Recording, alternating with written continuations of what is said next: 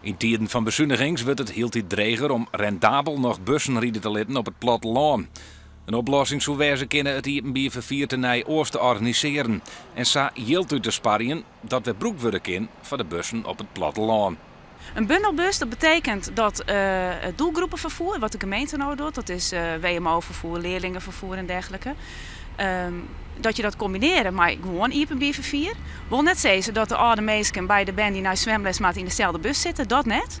Maar dat de gemeentes dat alle jaar regelen. En dus dat de gemeentes het gecombineerd regelen met een vervierder.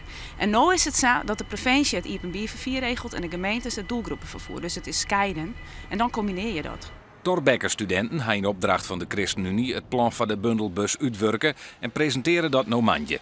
De gemeente Zuidwest-Friesland zou geschikt wezen om een proef te doen. Om daar als nieuwe gemeente nog een soort regelen worden mat en Takkemier een nieuwe concessie verliend wordt. De provincie is positief voor het plan van de bundelbus.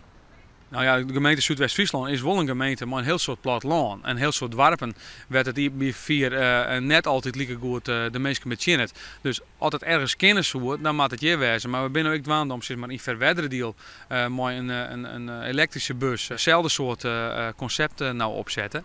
En we moeten dit soort pilots dwaan om te zien van wat zijn daar nou de leereffecten van, zodat we ervan leren kennen en er toch in slagje om voor de mensen wat te doggen het hier zo vol als mogelijk bereikbaar en beschikbaar te houden.